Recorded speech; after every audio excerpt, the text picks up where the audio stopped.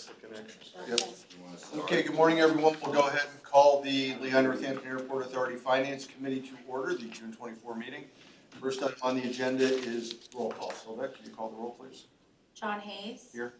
Paul Anthony. Ann Baum. Robert Brooks. Larry Hemberger. Ricky Gower. And Mike Sarchik. Here.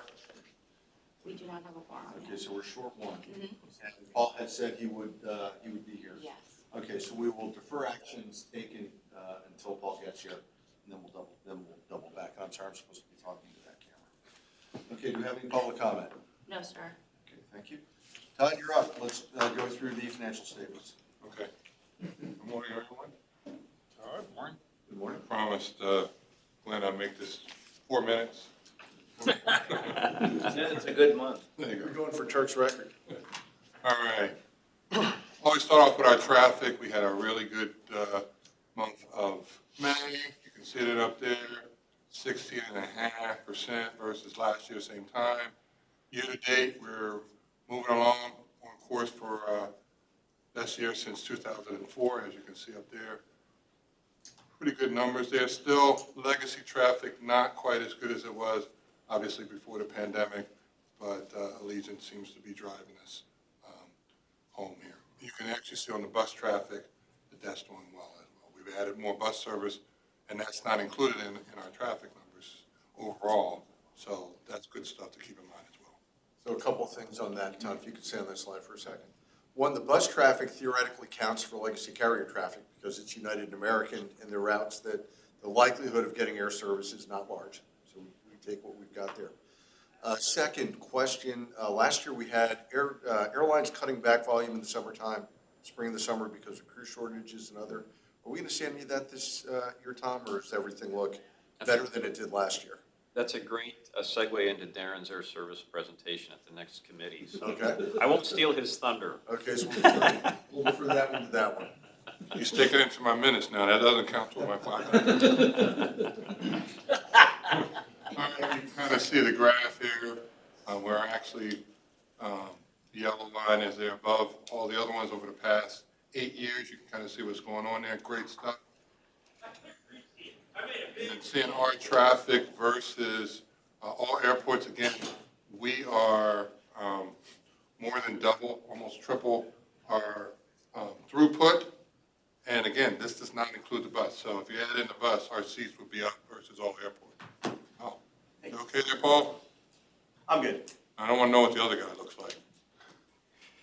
You want to take care of announcing what happens, so we don't have to keep looking at it?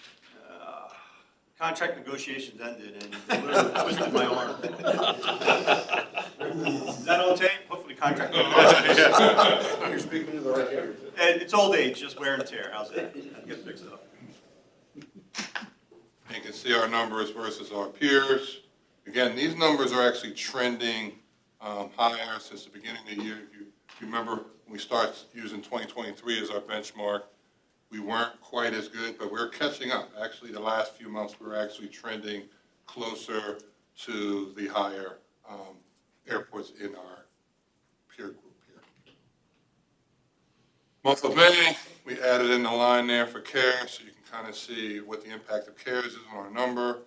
We had a budgeted number, net income of 163K. We came in 314K, and that's obviously much better even than we did last year for the same time without CARES.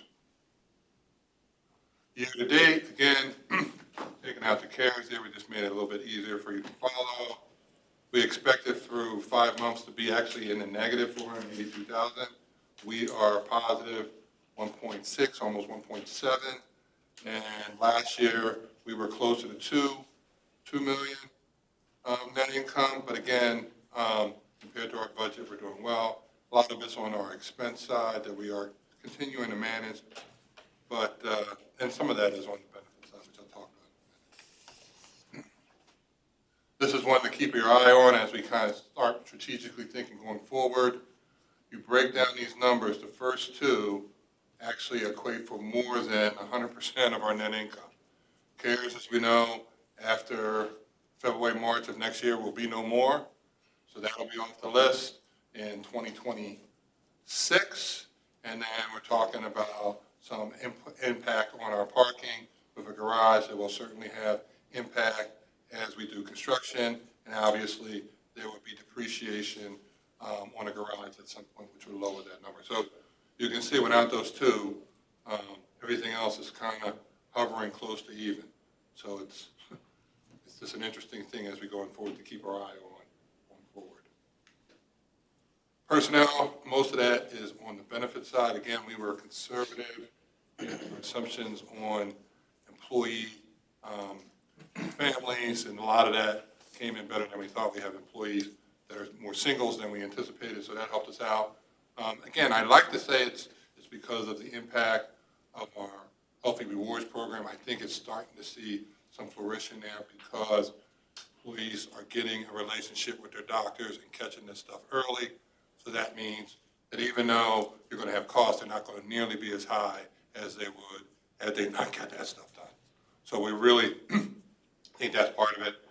Interest, we've really been working hard to get interest from our banks, working back and forth with those, so that's helping out a lot. Some of the other ones could be some timing, but the one there is kind of a miscellaneous one for number 4. That's kind of a one-off, so that's really not something that you can anticipate going forward. And then breaking it down by personnel, and again, that personnel number, a lot of that is on the benefit side, as we just mentioned, and the non-personnel side, where we are versus budget. And again, up 10% from last year, but down 10% versus budget. So we're kind of right in the middle of where we were last year and where we budgeted. Breaking down our accounts, accounts continue to go up. You can see where we are even before COVID. These numbers are really starting to show a lot higher than they were even before COVID. So we're really moving in the right direction. If you continue to add employees, that means things are going well. Breaking down where they are, some of the areas that are always light are going to be the areas when the weather comes in. There'll be airline services, passenger services, the FBO. Those usually see some input, some change when the weather starts to change. Is that right there? Always. And talking about it's a little hot out there. And then breaking down our cash flow, the items in yellow are a change from last month.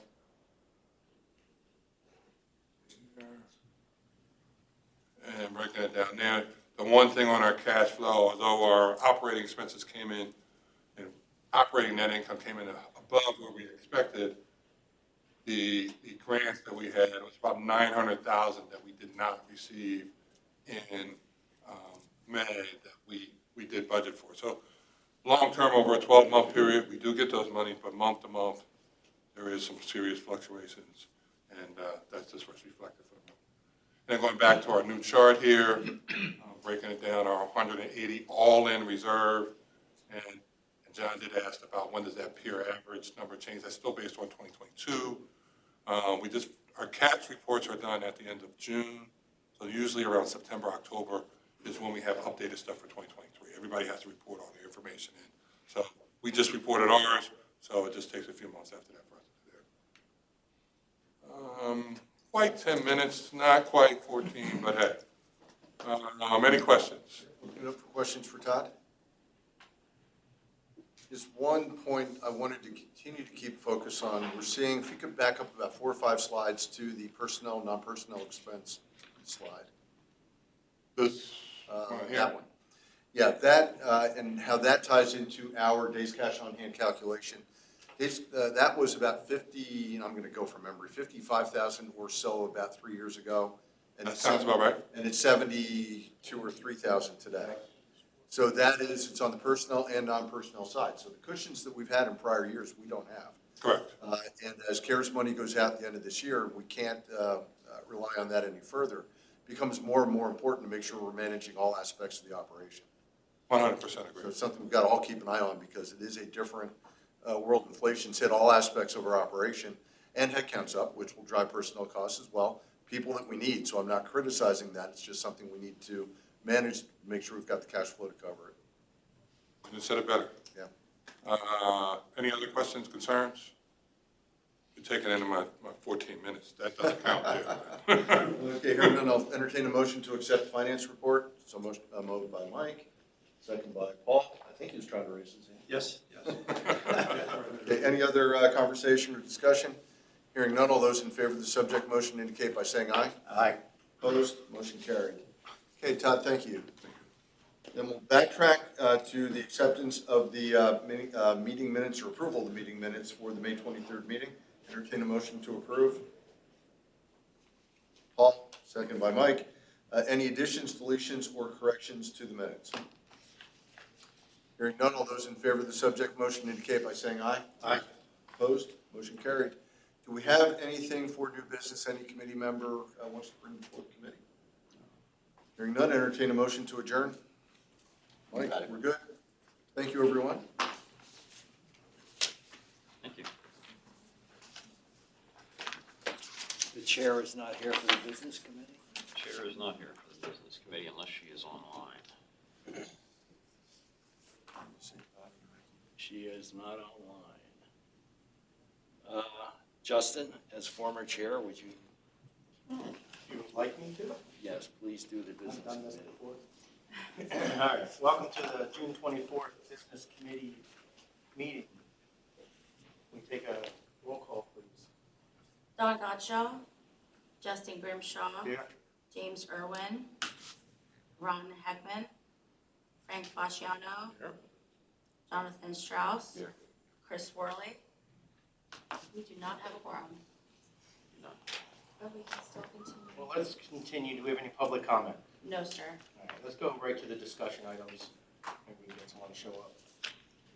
So air service update? Thank you. That will be Darren.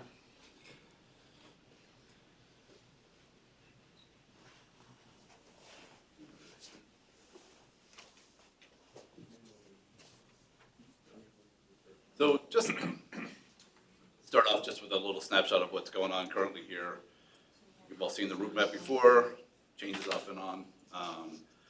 15 nonstop destinations, about 23 total daily departure, 15 by aircraft, 8 by bus right now.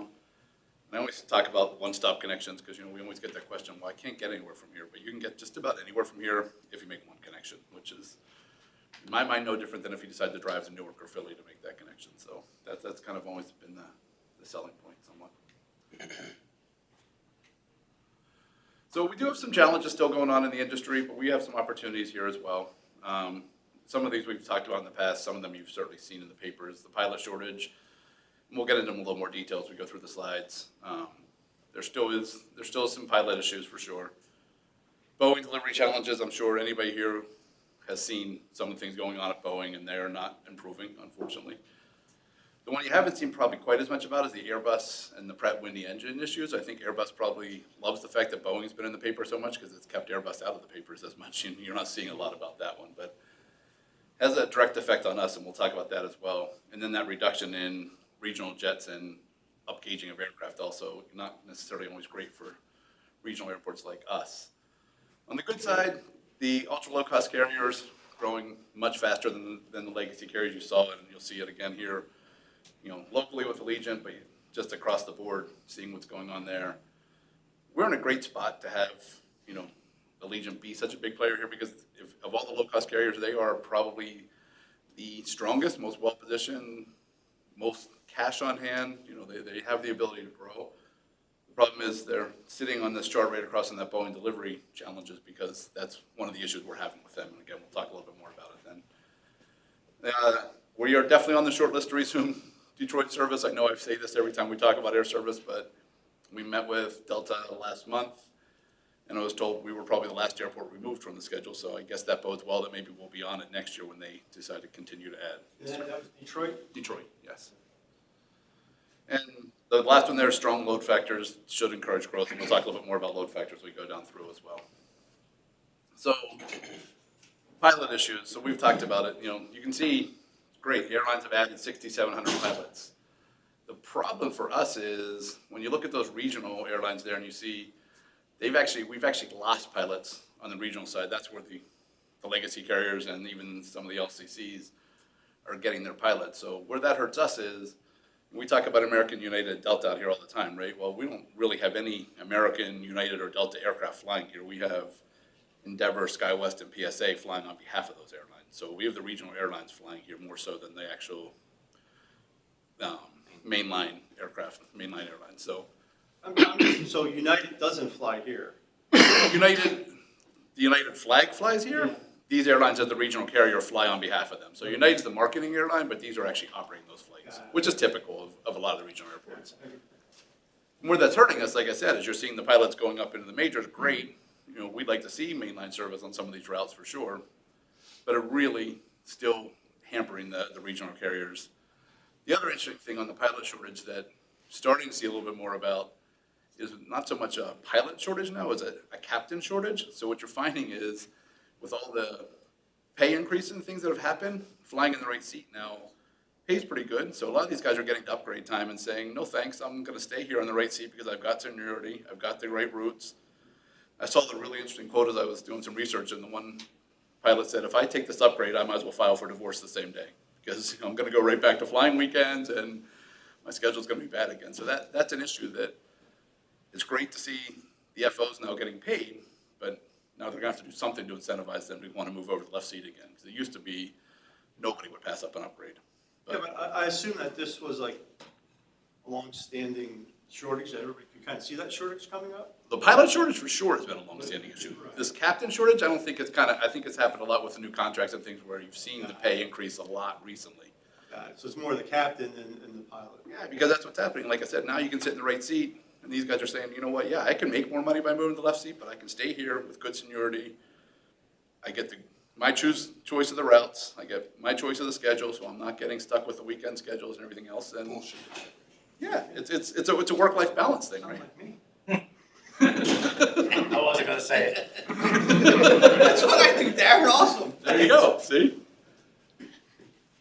So this we were just talking about, this is the Boeing issue. So when you look at that 235 delayed aircraft deliveries this year, that is, when we met with all 4 of our incumbent carriers last month, every single one of them said Boeing delivery issues are definitely hampering our growth. That's really a problem. But really, Allegiant, it's really hurting them. I think they've taken delivery of 1 aircraft that I know of, 1 Boeing, and they're not expected to put that into service until I believe Q4 at the earliest at this point in time. How many were they scheduled to receive? I believe 25 this year. They spent a lot of time last year training, et cetera. They started doing some training, and their scheduling is all, Yeah. you know, all the scheduling and stuff is based on having those aircraft in their fleet, and now they don't have them any longer. So one of the biggest effects we're gonna see on this is our Denver service. You'll see, if you've looked at the schedule, our Denver service is suspended in November, and looks like we're not gonna see it through the winter. It's gonna come back probably in spring, is what we're hoping. We don't have the new Allegiant schedule. Their schedule is only through February right now, so we haven't seen the spring schedule yet. But talking to them, it looks like it's gonna be more of a seasonal route right now. And when you look at load factors, our load factors were really strong on that flight right up until about November 1st. And they kind of drop about 15% through the winter from what they were from the summer months. So, I mean, you're looking at Allegiant saying, I have a shortage of aircraft, so I have 1 aircraft, I can send it to Denver once a day from Allentown, or I can keep it here and I can send it south to Florida and I can get 2 or 3 turns a day on that same aircraft going to Florida. That's what you're gonna do. You're gonna, you know, just the utilization of resources things. Numbers are So decent. really, hang on, the Denver flight wasn't set up then for skiers, right? Because I thought people were going out there to ski. Yeah, and I don't think you get the ski traffic that you would think you would. Yeah, I would think you would get more than that too, but when you look at the loads, it doesn't show that, it doesn't bear it out. So, Data. Is that the plane shortage one of the reasons why we don't have more service to Orlando International, or was it always Allegiant's game plan? they were always gonna start it with twice a week, and Okay. then they'll see. I don't think they've ever started any route that I know of, truly anywhere that wasn't twice a week. That's how they start everything. Okay. And then they sort of build it from there. That's everything we've ever done has been like that, and then you see it build. And I think this was, you know, they're dipping their toe in the water at Orlando International. You know, they've got so much service into Sanford, and this is a whole new ballgame now. They're the small fish in a very large pond there, There so. was also a reaction, I think, was it Aveo or Breeze? One of the ones that's flying from Scranton to Orlando Breeze. International? Yeah. Yeah, so Allegiant announced pretty quickly after that. Oh, yeah, absolutely, no doubt. So the Airbus issue we were talking about, the one that you don't see as much about, the GTF engine issue, the Pratt Whitney engines, and basically, in the most basic form, there's a metal issue that they're having, so they're basically having to tear these engines down and inspect the turbine fan blades for distress and potential cracks. So that's ground that you can see as of now, there's still 78, and I have highlighted there the A220s. There's still 78 of those not flying. That's really affecting us. We were scheduled to get the Boeing 717 back here in June. So we would have had the mainline Delta flight back to Atlanta starting on our overnight flight. That was all predicated on the fact that Delta's plan was the A220s were going to go into all their New York airports and replace the Boeing 717s there, that they would reposition to Atlanta, opening up to us. We expected we'd have, well, it was, like I said, it was actually scheduled for the morning flight. We expected we'd actually see a 717 on our afternoon turn over the summer as well.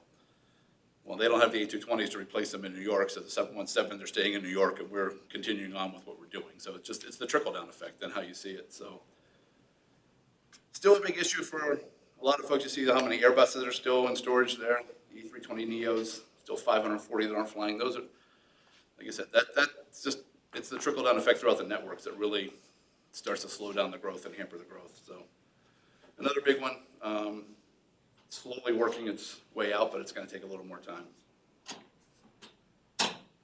So mainline flying, we've always talked about that larger aircraft are great. We love that. We'll definitely take it. It is great to some end. The problem with larger aircraft is sometimes you get one larger aircraft that replaces 3 frequencies on a smaller aircraft, which is not good for us. We don't want to see that. I don't want 150-seat aircraft to replace 270s, so I only get 1 or 2 frequencies a day as opposed to 3 or 4, so it's a balancing act. But as you see there, the 50-seat aircraft are going away. I love the quote from Ed Bastian from Delta, basically saying, you're never going to see this again. They're not efficient. Why do I want to use, we don't have enough pilots still, so why do I want to put a crew on a 50-seat aircraft when I can take that same crew and put them on a 70 or a 90-seat aircraft? That's the issue with some of the upgauging going on. And this, I think, you look back, if you look back in 2005, the red and gray box there, those smaller aircraft, 50 seat under, were 45% of the scheduled departures. Today, they're less than 10%. Again, not necessarily great for regional airports. It makes it a little bit more difficult for us to continue to build service. There are routes that we have that probably, from a seat standpoint, we don't need more than 50 seats. Philly would never work with anything bigger than 50 seats, thus we now have a bus. That's a simple fact. Philly was really probably a 35-seat market. When those turboprops went away, that wasn't gonna, it just wasn't gonna work any longer. So just seeing the shift here and what's happening, bigger aircraft are great, like I said, but it's just a changing market. The other thing you're seeing though, and it bears out with us, is the ULCCs with the bigger aircraft. So that's, that's the thing. So this is all airlines here. So as the ULCs grow, they're obviously flying mostly larger aircraft. You don't see them flying small regional airplanes. So less flights, more seats. Again, if you look, we're still about 3.5% down fourth quarter scheduled seats from what we were in 2019, or scheduled flights, I should say. But you look at the seats are way up from where they were in 2019. So again, we're seeing bigger aircraft replacing smaller. Good, but not always exactly what we're looking for. We want to make sure, anybody who travels for business knows frequency is just as important as, schedule and the size of aircraft. So like I said, ULCCs are growing. You look back in 2000, there really was not a ULCC market at all. 2023, they were 14% of the traffic in the domestic US. And if you look where they're getting that from, it's that blue line there, from American, Delta, and United. So ULCCs are growing and taking more market share away from the big 3 there. So again, you're not seeing the need for all the feed from these smaller regional airports like us. That's just the different. Back in 2000, we probably had service to 8 hubs, 9 hubs. When you think about it, Cleveland, Cincinnati, all the different hubs. You're never going to see that again. The way the market is changing at this point in time, it's a different world. Which of the carriers are ULCCs versus LCCs? So ULCCs, we're talking Allegiant, Spirit, Frontier, Avelo, Breeze, and Sun Country. And then the LCCs, that's your JetBlue, Alaska, Hawaii, those airlines. Or Southwest? Southwest, we kind of have that lumped in there as their own. Oh, it's got its own, sorry. They used to call themselves low-cost carrier. They don't really operate like a low-cost carrier anymore, but they don't quite operate like a legacy carrier either, so they're kind of their own business model. And you can see even them, they've stayed somewhat static over the years, but it's the growth is in that top the ULCC and the LCC market. That's who's taking the market share away. And right here, you can see it. There's all those ULCCs I mentioned there. Look at the growth. Who's leading the growth this year over last year? Allegiant lagging a little behind the rest of the ULCCs. A lot of it due to the Boeing delivery challenges and the fact that Allegiant had already grown a lot over the last couple of years. So somebody like Breeze was starting from close to ground zero. So that 37% looks gigantic, but it's really not comparatively to what Allegiant's doing. But you're just not seeing a lot of growth other than ULCCs at this point in time. And we talked about this. I mean, back in 2014, Allegiant was about 30% of our traffic, a little better than 30. Now they're about 60% of our traffic. I mean, that's where our growth has come from. That's where our growth is going to continue to come from. You know, we're still looking to fill back in the holes on that legacy market, the Detroit flights, maybe American to Chicago, maybe, you know, Dallas at some point in time. But our real opportunities for growth are either with Allegiant or another ULCC, you know, a Breeze and a Velo, Sun Country, somebody else who decides to come in and add something to complement that Allegiant service. So load factors, I always caution everybody, load factors aren't the be-all, end-all. We talk a lot about load factors, and it is good to have strong loads. The airlines look at this, but it's really yields for the airlines at the end of the day. The old airline business model, 20 years ago, they were just filling seats. I don't know how they didn't care if they made money as long as they were flying full aircraft. Now all of a sudden they've realized that if they fly, you know, full airplanes full of people paying nothing for the tickets, it really doesn't work for them. So it's really a lot more about yields. But load factors is still important. And that's why I talk about our strong load factors. You can see that blue line there. We trend above the national average most of the time, other than a couple of blips on the radar there. And you can see break-even load factor for all the airlines was about 79% in 2023. So they're making money. They're making money here where they should be making money here. Like I said, there's a lot of factors that go into it. And then on our market, so these are airline specific. So if you look at the Charlotte down there, we're doing about 78% load factors. All American traffic into Charlotte's at about 84%. So that's our biggest delta. But interesting thing is every time we talk to American, they love our Charlotte service. So they're obviously making money on it. So again, load factors are a good data point, but not the be-all, end-all. You look at Allegiant though, and we outpace their average to just about everywhere, definitely all the Florida markets. The only ones who are a little behind, Nashville and Denver, but they're so close. I mean, we're right there with where they are across the board. Sanford, I think, is an interesting one. We have about 89% load factors there, and we have way more available seats in that market than anybody else in the Allegiant system. You know, nobody else has the amount of traffic to Sanford that we have, and we're still filling those airplanes. It was too early for MCO on here, but they're at, I believe, they were over, what did I think, 87% they were already, so, which we're not, you know, I'm not surprised by that at all. So that was expected. And it's not really hurting the Sanford load factors, which we also didn't expect it would. It surprised me there was Nashville being as low as it is. You know, it's funny because Nashville, if you plot that out seasonally, it does really well a lot of the year. I think what people don't realize, it's not really nice to go to Nashville in the winter. Like, it's not warm there in the winter. You know, I've been there in February, it's miserable, you know. So you really see theirs drop off a lot. I would not be surprised, and they do it now, they scale it back some of them. I wouldn't be surprised at some point for that to become more of a seasonal route where we may not even see it through January, February, March timeframes, you know, and see it come back more. Right now, they cut it back. They cut the amount of aircraft back during that time, but it's, like I said, it's a much better route in the warmer months, you know. From, you know, May on, it's bachelorette party central out here in the terminal. That's all you see out here all the time is on the Nashville flights.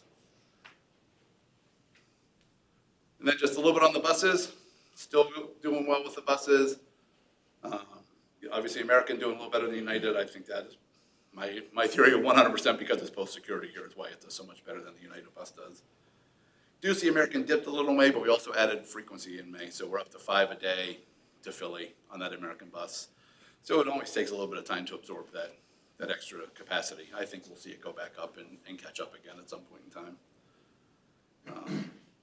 And even the United, like where they're at now, if you look at those load factors averaging a little better than 50%, that's still way more passengers than they were carrying on the old United bus because it was a much smaller bus. So they're still doing better than they were in the past. So that's it. Happy to answer any questions. Did I put everybody to sleep with all the slides? All right. Thanks, guys. So my apologies, apparently I'm already fired as the business committee chair. As of last year, we can rehire you. I was outside taking a meeting because this was on my calendar at 10, so I'm sorry that I had that mix up. So anyway, I guess we need to go back to the action items. Are there any, going to the approval of the minutes from May 23rd, 2024, are there any comments or changes to the minutes? Okay, hearing none, I need a motion to approve the minutes. Frank and Jonathan, second. All in favor say aye. Aye. Any nays or abstentions? Okay, motion passes. Okay, so the second action item, unless you've done it already, I'm gonna toss to Steve Connors to tell us more about the fire protection services. Good morning, everybody. Morning. So this is our, we're looking for approval for our fire protection services. This is an RFP we do every couple of years to perform all the labor, materials, and inspections of all of our fire protection systems here at ABE. So it's about 15 sprinkler wet systems, and then 16 facilities with either fire alarms, smoke detectors. So looking for a contract engagement from September 1, 2024 through August 31 of 28. Usually takes the inspectors about 3 weeks to run through all the facilities. They're performed in accordance with current NFPA specifications. We're required to do it on an annual basis. It's all life safety stuff to make sure not only the strobes work, the circuits work, there's no glitches in the systems. We did an RFP, set this out in May, and had 2 responders. One is our current provider, Keystone Fire Protection out of North Wales. So their total pricing for the 4-year contract is $175,890, and then first 2 years are $42,900, and then they had a little bump for the year 3 and 4. The other responder was Eastern Time Inc. out of Allentown, PA, and they were significantly more. Just for comparison, our previous contract for the same 4-year period was $104,000. So our purchasing department kind of, factored in the COVID inflation and all that, and plus the addition of the terminal connector actually resulted in the higher rate for this 4-year period. So we'd like approval to select Keystone Fire Protection Company out of North Wales to perform our fire protection services beginning this September. Okay, so can I get a motion to accept Keystone as the approved fire protection for, okay, Justin, that's your name? And can I get a second? Jonathan? All right, any discussion? Why such a large differential between the two? Honestly, I don't have any idea. I know when we did this 4 years ago, there was quite a few discrepancies. So I don't know if it's, know the facility type thing, and Eastern Time was a new bidder, so maybe. But yeah, when we did this 4 years ago, there was a significant step between the successful bidder and some of the other bidders. Can I ask why there was only 2 responses? I'm not sure. Like I said, in the past. Is it a small market? I mean, it can't be a small market. In the past year, when we did this 4 years ago, I think we had 4 responders, so it's, once again. More comfortable with 4 than just 2. Sure. Yeah, it was put out to a lot. I know we had a lot of interest in it. I think we had 8 different firms that we had download the information. Yeah, open it up.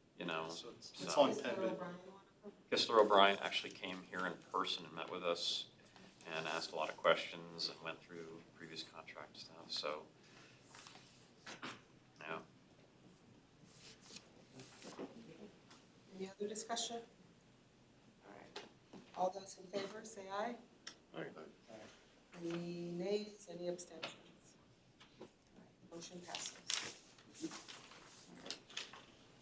Are we at new business as we jumped around?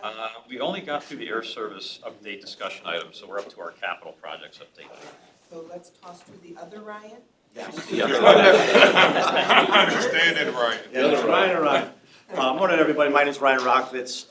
Ryan Meyer is on vacation. He's actually on a flight coming back from Italy, so I work with him in bringing all the capital improvements up to date. So I'll run through this slide for you guys. So currently, we always have our runway 624 rehab project going on.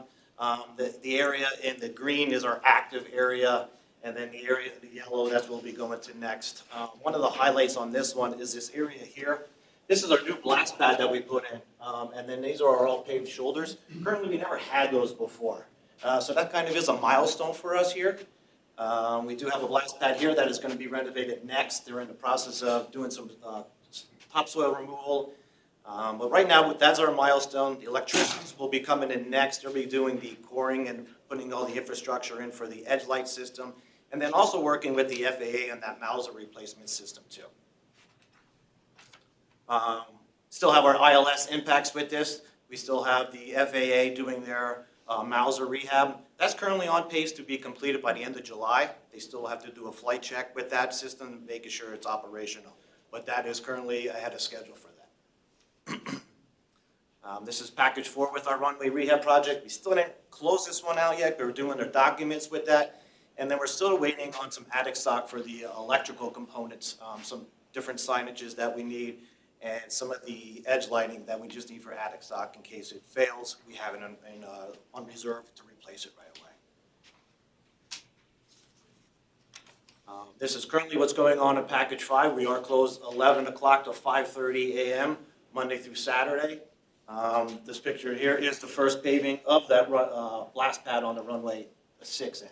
And then this is the portion of the FAA Mauser replacement that we're responsible for. And then currently you can see how we did do that pavement area for that blast pad. Today we actually have a bid going out.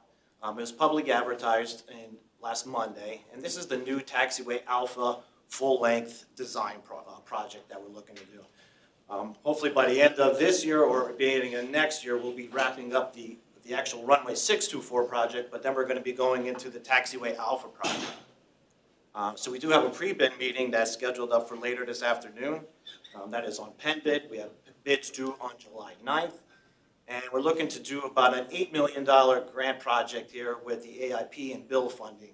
And then this will give us access to all of cargo up there. So with this year's project, we're looking to do basically the pavement from runway 13 all the way up to Alpha 7.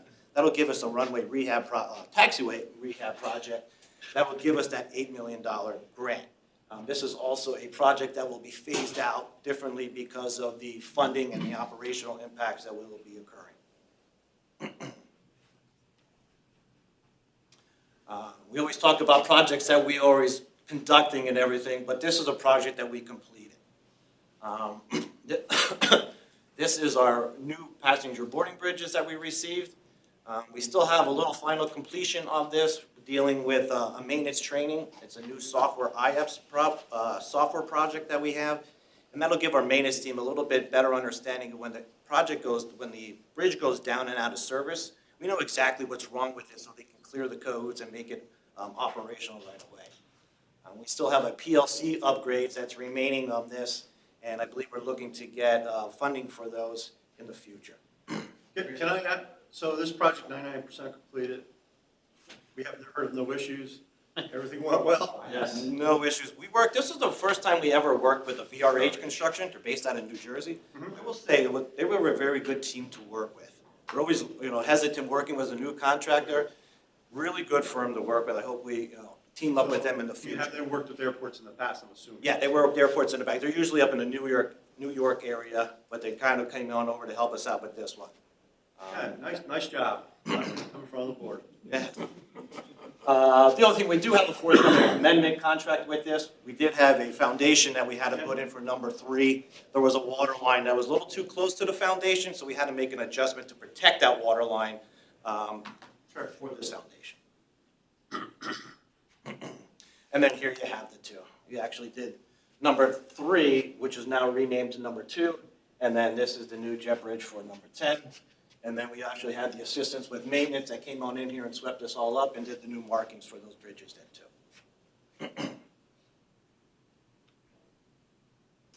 Currently, we're in the design yet for the parking garage. Tom, we're working with the team, design team and everything. We have another meeting with them on Friday to discuss, really to narrow down the location of where we want to put this. Short-term lot or the employee lot, there's a matrix that we all put together. We just have to have a review meeting on Friday just to see where we really want to put this location for this new garage. This one is the replacement of the air handler unit. It's from the 1970s. We did order the equipment already since it was long lead items. And then we'll be putting the bid documents out in the end of July just to install all this. This runs the police station and the queue lane in front of the Allegiant ticket counter. So equipment is ordered. We're just looking to put the delivery with these will be maybe the end of September, early October, and then the install of that will be with the contractor bids going out in July. This is our comprehensive pavement project that we have. This is a 5-year deal that we have with 2 contractors, H&K and Barker Paving. While we're doing the jet bridges, we're out there also doing all the crack repairs to kind of preserve what we have because it's very extensive money to do all these repairs. So this was an area that we took out of service with Jet Bridge 7, removed all that concrete and installed new concrete. We also did the joint repairs and everything. So currently we did 2 phases of this already. We did Jet Bridge 3 when that was out of service. Both Jet Bridge 3 and 10 were back in service, and then we jumped over to Jet Bridge 7 to do these repairs. One of the other things that benefits us with this is our on-pay contract with these guys is on a Monday, we received a phone call from Braden that we had a sinkhole in the runway. We came on down here, you can see where this can is. It's about a 3-inch, 4-inch lip of the pavement there. We kind of looked down a little deeper. What we were seeing was about a 20-inch sinkhole underneath that. We called up Barker. They were there about 2 hours. They investigated it and said, well, they're all booked up. It's paving season, they're doing high schools, they're doing colleges and everything, but they understood the importance. We have them under contract to make emergency repairs. They bumped a crew, they came on out the very next day and started excavating this sinkhole area.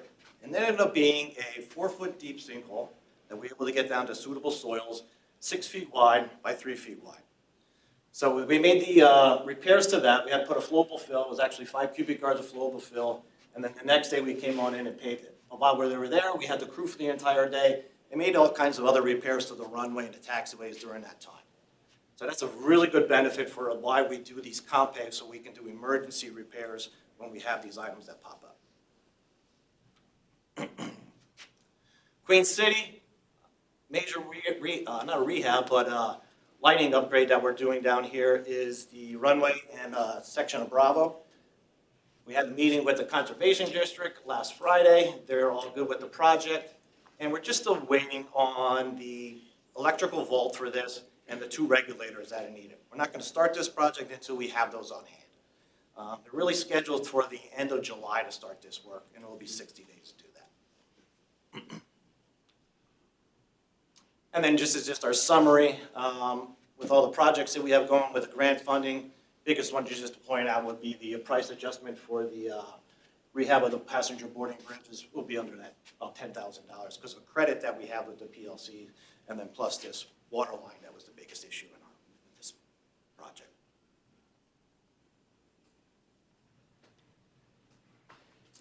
Comments, questions? One question, in terms of the new projects that we're bidding out, what are you seeing in terms of inflationary impact on construction contracts? And the reason why I'm asking is we've got a couple of large ones that are coming up. I'm just curious what's going on that you're seeing in the marketplace in regard to construction costs. Actually, we're seeing them starting to come down to below our engineer's estimates. So we just put an engineer estimate out there, and I don't know the percentage of them, but like I'll go with we just put out the bid, a road rehab project, and the price came down considerably lower. So we're trying to see some adjustments with that. We're a little bit too high now, so we're getting more of a bang for a buck, I think we're seeing now. I have a question, going back to the water line issue that you talked about earlier. Did that spark any change orders, or? That was the one change order that we had with this foundation that we had to put on in there. that a significant cost? It would be less than $10,000. We had it all marked out. We put the foundation here. When they dug down about 4 feet to get the footings in, that's when we came across it wasn't in the exact spot. So we had to protect that water line and then re-shorten the structure of the foundation. We had to rework that a little bit just to preserve that. It was not a contingency because this is equipment. So we kind of put these bridges all together and built them and then got the price for them. And then when we did the utility scan and the water line was out of the work area, but then when we started excavating, that's when we came down. It was about 2 feet away from where the original scan was. But we did save a credit line because we did a PLC, a different manufacturer that matches the existing ones. So it was like a credit, but then we had this change order. It'll be less than 10,000. Any other questions from Ryan Rockovich? Okay, thank you, Ryan. You're welcome. All right, is there any new business? Hearing none. Is there any need for an executive session? Okay. Hearing none, I need a motion to adjourn. Thank you. Okay, we will commence the executive committee. Sylvette, would you call the roll, please? Glenn Reedman, Present. Mike Stershik. Here. Frank Fasciano. Here. John Hayes. Here. Paul Anthony. Here. We have a quorum. Thank you very much. Sylvette, any public comment? Not at this time, sir. Okay, moving on to action items. Take a motion to approve the minutes of May 23rd. So moved. Second. Vice Chair and John. Any comments, corrections? Seeing none, all those in favor? Aye. Opposed? Next is Madam Solicitor's invoice for Florio Perucci, Steinhardt, Capelli, and Tipton invoices for May 2024. Any comments on the invoices? Take a motion for approval. Second, Frank, all those in favor? Aye. Opposed? All right, Steve? Approval of the LNAA rules and regulations. Hey, good morning. We're not gonna do all these pages, are you? Yeah, I have 500 pages, 200 slide deck. Yeah. So we're looking to approve our revised and updated LNAA rules and regulations for ABE. We have distinct and separate LNAA rules and regs for our other two airports. But for ABE, these rules and regs apply to all users or persons here at ABE, govern a wide variety of commercial uses and non-commercial activities, aviation activities. We talk about fueling, ground movement, ground handling, pedestrians, vehicles. Pretty comprehensive, involving what activities you can and cannot do here at the airport, and then we have penalties and that stuff at the end, which are levied in the event of a rules and regs violation. We originally adopted these rules and regs in '96, and then they were revised, last revised in 2009.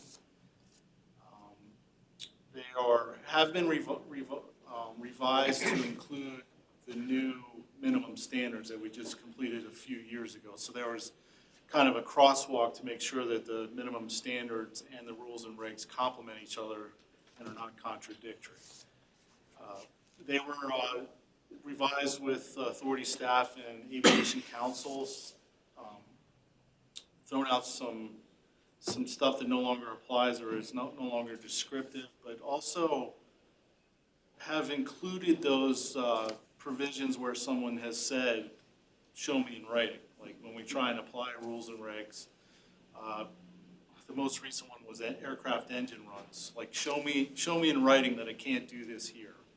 So we've kind of adopted them, clarified, made them more consistent, and removed any duplicative versions. So, for any questions, comments, or concerns? It makes for good sleeping reading. Took it down the shore, read it on the beach. Should send meetings and talk about it. So we're looking to approve the revised LNAA rules and regs for Lehigh Valley International Airport as presented. If there aren't any questions for Steve, I'll entertain a motion for approval. Mike, second by Frank. All those in favor? Aye. Opposed? Thank you, Steve. Thank you. Okay, you're on. Thanks for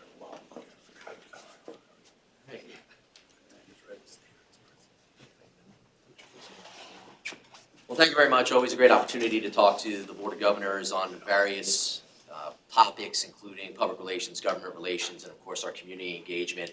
Public relations, obviously, if anybody has any questions about initiatives or public relations, we can talk about that offline. But today we'll talk about government relations and the community engagement piece. So the last time, it was back in November of 2023 that I was before the board, we talked about the importance of communication. And what we had was the picture of the connector, Secretary Pete Buttigieg from the Department of Transportation here for the event. Significant investment from the federal level, the state level, support from the local level, and we've maintained that communication with our federal legislators, our state legislators, which then, again, benefits us in the long haul when you go for a grant that typically airports don't go after. And that was the infra grant through the Department of Transportation, the United States Department of Transportation. And it's through federal highways, so you're talking about highway work, you're talking about ports, but airports don't typically sometimes get into this. They get a few every once in a while, but we as an airport authority, this was the roadmap, this was the route when we talked about the advancement of our cargo operation and finding significant funds in order to help, to build this structure with AVCO in order to meet the demand, current and future. So the support, Senator Casey, Congresswoman Wild, obviously the ability to talk to the Department of Transportation. Tom and I had gone down there back last year to talk about the connector and also the infra grant. This sort of communication leads to the success. $40 million grant coming into the authority in order to build and make sure that we're able to, again, continue to grow what is a significant piece of the business model here at the Airport Authority. Coming back closer to home, the DCED multimodal grant, $600,000 award, again, attributed to this project as well for some intersection work at Race and Willowbrook. A lot of work was done because of the FedEx facility, but there is some work that needs to be done. DCED multimodal will help facilitate that. So again, now the state level coming and supporting a project of this magnitude here in the Lehigh Valley. More state funding, this for Braden Air Park. This is from the PennDOT Bureau of Aviation, which has been very supportive of a lot of our projects here with the Lehigh Northampton Airport Authority. $975,000 to replace approach runway lighting and edge lighting. The key part is state investment in projects at 10 public use airports. We were among the 10 public use airports that got to divvy up the $10 million. When we talk about funding, we all know in this room that it's not endless. If it's a $50 million pot for PennDOT or DCD multimodal, there's $700, $800 million of requests. What's going to separate us? To be able, again, to connect on the Bureau of Aviation state funding for Braden is something that will help the authority as Ryan and the group continue to do infrastructure projects to make us the best regional airport system in North America. What have we been up to? So this goes back to January, because again, I haven't spoken since November. We had the PA House Transportation Committee come in for a facility tour. Chairman Nielsen out of Philadelphia brought his group in. We were able to tour. You can see us on the bus there going over our infrastructure projects. So when we go down to Harrisburg, we have our regional delegation that has been very supportive of what we do, but we need other help. And when we talk about transportation, you talk about potential transportation bill at the state level, you're going to want to make sure that the Transportation Committee is up to date on what you're trying to do from an infrastructure perspective. Meetings with our state representatives, those go on constantly throughout the year. Those are in-person meetings, but we're consistently talking to our state reps. Did the same thing with our state senators, Senator Miller, Senator Boscola, and Senator Coleman. Actually, saw Mr. Brooks down there at the Capitol when I was down there that day. just developing that communication line and making sure that they're able to understand when we're walking to them for funding, when we're asking for help and support, they know the plan of the airport authority.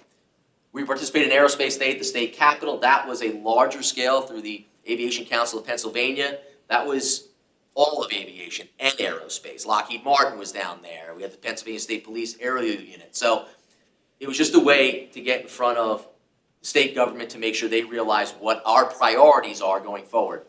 Had a meeting with State Rep Josh Siegel as well. June 18th, Governor's Office, Anthony Luker, his Southeast Regional Director, came to the airport to talk about infrastructure projects. No shortage of them here. We know about moving the entrance. We know about the potential parking structure. There's a lot of different infrastructure projects that we're looking at going forward. And then Director McCluskey from the PennDOT Bureau of Aviation is scheduled to come in here and visit in July. So real quick on the radar, just to wrap it up, what are we looking at? The budget. Where they are in that process, I don't think any of us know, but we continually talk to our legislators. I talked to Representative Schlossberg at the Transportation Forum that just happened. So they're working through that timeline. No one really gave it, but we're paying attention to what aviation funding may be in there and some potential other funding mechanisms that can help us complete projects. The DCD multimodal fund, that application is due at the end of July. We're talking internally about, is there something that we'd like to go and submit as a project? We're going to work through that process. Obviously, RCAP, RACP, always out there as a potential opportunity. And from the federal side, we're down to our last two funding cycles for the airport terminal program, which was part of the bipartisan infrastructure law. So those are terminal improvements. We talked about some, is the roadway work out front eligible? So that has not come out yet from the FAA side. We're going to wait and see over the next couple months when that comes out, and we'll potentially submit for project funding. Before I move to community engagement, did anybody have any questions on the governmental side? Okay. So community engagement. It's been busy. So this was just a snapshot really of the things that have been going on here with the Orlando launch. Thank you so much, Dawn, for being there, and Ricky and representing the board. We had a Reader's Choice Award, the B-29 coming in. This lower picture is the safety training. It was a day-long safety training for all airport employees, and it was actually recommended by Gretchen Yerger, who was from American Airlines, who was just recognized as a safety champion for American Airlines. She works here at the airport. So this was something that she had come to the airport, they were interested in. We jumped at the opportunity, and we had a lot of different presentations throughout the day for ramp staff, for our passenger services, just opportunities really to improve our training and make sure everybody's well equipped to go out there and to perform their job safely. Ryan talked about the boarding bridges. We had the live fire simulator that came through for our ARF department, and then we also had our triennial exercise that we worked through. Wings for All. This was such a great event that happened this past, about June 15th, a couple weeks ago. And this was an event in which it had gone away for a while, about 5 years, but the ARC of Lehigh and Northampton counties partnered again with the airport with the support of Delta Airlines. These are individuals with autism and other intellectual and developmental disabilities that come to the airport and go through the entire process. And you can see the smiles on everybody's faces, and you can see the whole process taking place for you pictorially. This young lady over in the lower left-hand corner, they're trying to fly internationally. They're trying to go home and to see family, and they didn't know if they could do it. And now going through this process, they feel comfortable. So really a lot of success stories, but overall just a great event. I want to thank sponsors, volunteers, Delta, the ARC, a lot of people in this room for making this event happen on June 15th, and we look forward to doing it in the future. We're participating in a lot of travel talks. We did the Vacation Expo, which is the largest really regional event when it comes to travel at Wind Creek. Right now, Paula Bonstein and Leanne Hill, both great assets in the community engagement department. They do a lot of work getting out in the community, getting out in schools. Right now, they are talking with Good Shepherd Rehabilitation Hospital about traveling with disabilities. They're there with American, Allegiant, and TSA. going over what we have for resources here at the airport in order to help people that are traveling with disabilities. We've been out to the Allentown Rotary Club coming up later this year, assisted living facilities, retirement communities, and then take a step down with airport tours, nonstop for Paula and Leanne, schools, camps, local organizations. I know sometimes you can see on social media like the Seeing Eye dogs that come through here that get trained at the airport. They can use this facility. So we're being utilized by the community for a variety of different reasons. Our Fear of Flying seminars continue to do very, very well. We just had one on the 18th, 12 attendees. We have another one on October 2024. I mention this because we talked about increasing the number that we do. We only did about 2 a year. We're now going on to our third, and we'll look to do a fourth at the end of the year.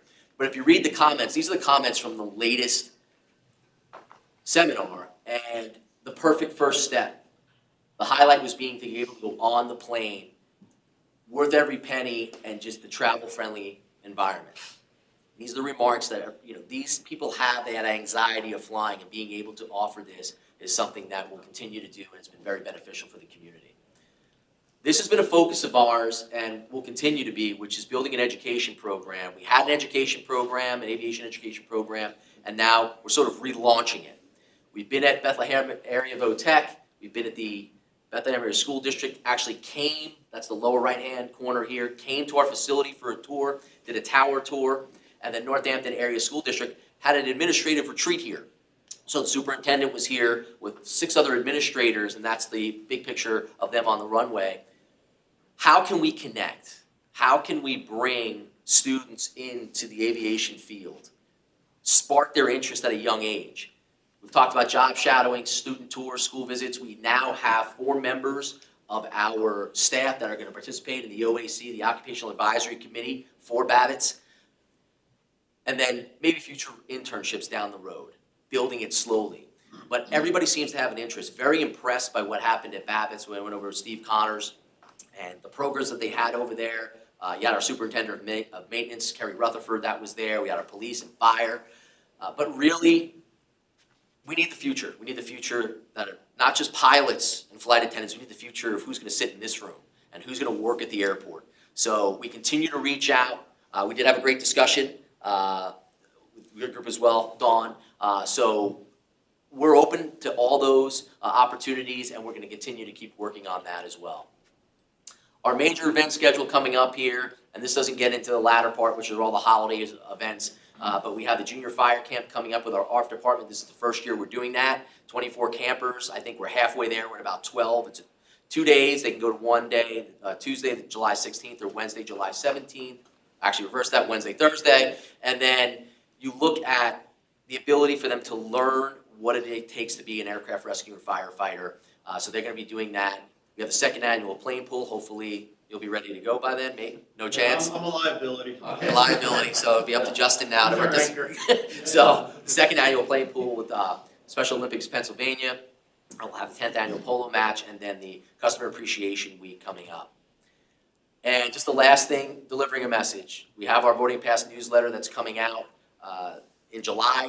That'll recap a bunch of different things that are going on at the airport. Our From the Flight Deck podcast continues. We're active on all social media. And then the eBlast Monthly is another way that we're able to share information and all the things that are going on here at the airport. So I don't know if anybody have any questions.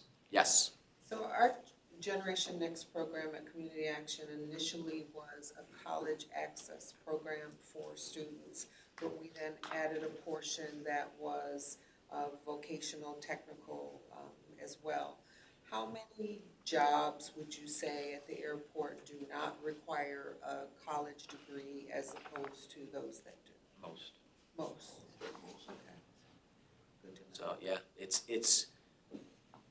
it's amazing to see the reaction from educators when they get inside the fence, because the assumption is it's an aviation background. It's an you have to have some type of connection to aviation. But when they see maintenance and they see fire and they see all these other different trades that are here, which is what was so appealing to Kerry Rutherford and the maintenance department, even to see what these kids were doing at these at these VOTEC schools, it really, I mean, you could just see it in Kerry's face, like, wow, but we want to introduce them as soon as possible to the possibility and the potential that is here at the airport. So it's been going very, very well. One of the, on the political side, I've seen a number of industries where you have legislation moving through. You see these tools to communicate with your legislators, form letters and things of that nature. Legislators pay attention to the loudest voices. Do we have access to anything like that we could distribute out or we could use from a board perspective just to make sure that Rep. Schlossberg doesn't hear it just from the two of you, but hears it from all of us? So, What can we do to make that more effective? so as we get to, let's pick a project, and I won't do the parking structure. No problem. Let's do the movement of the entrance. As we get to that point and we start looking for those funding requests and support, we do letters that we can send out, letters of support, letters that we can send to the board. And, we had typically, sign a board, we've had the chamber do it, we've had LVEDC, whatever it is that we're, organizationally, I know for cargo, we've done that, just to get this, so it is not just the airport. And they always ask that, who is it going to impact outside of just here, right? So we do that, and as we go forward with these next set of infrastructure projects, that is something that we'll be reaching out for. Yeah, it's everything we can do, because we've got Yes. our own networks and our own relationships as well. So leveraging any of that, happy to do so. Yeah, Just jumping on what John said, is our legislators, they're accessible in the valley. They Yes. really are. They're approachable, so it's on us to approach them proactively and say, hey, it's going to support this. Because a form letter, I sign my name to a form letter, goes to some staff member, and that's it. And it's funny, it's why it's important to do these things. It's why it's important to have these discussions so that everybody knows sort of where we're lining up for certain opportunities that are going forward and the projects that everyone's working on here, whether it be air service, infrastructure, Steve's. It's important for everybody to know that. Well, it's also important, like the chamber, when you put up transportation, if legislators there, that's time for us to go up there and Absolutely. speak on behalf of the airport. So, The form letters, Paul, I think they do, and I agree with you, they're very accessible. I'm not sending a form letter. I'm gonna call Schloss, I'm gonna call Pete, et cetera. But I've got staff that won't pick up the phone to call Schloss and call Pete, but they will do a form letter. So in those, I've always looked at it as doing both. For the people that won't make the call to do the letter, it couldn't hurt. Yeah, I understand. Yeah. I will say this, for the connector project, and Tom will remember this, that we had the two-way communication. We were doing a lot of in-person, a lot of meetings with our legislators consistently to try to get that funding. But I remember from the previous administration, one of his administrative officials asking us if we were gonna have the Easter Bunny send in a letter of support, because we had the most letters of support. It was 25 letters, so it was noticeable that we were getting the letters of support, but it's in combination with the vocal, you need to have the both, but you need to have that swell of support. The more you can throw at them, they realize, but if it's just one letter, you're right, it's gonna be filed away in the back and it's not gonna, but I think the combination of both. But we'll definitely include everybody. Okay. Any new business? Madam Solicitor, I don't believe we have a need for an executive session, possibly tomorrow Possibly with the full board. with the full board. Okay, we'll take a motion for adjournment. So So moved. We are adjourned. Thank you, everybody, for coming out this morning. Thanks. See you tomorrow.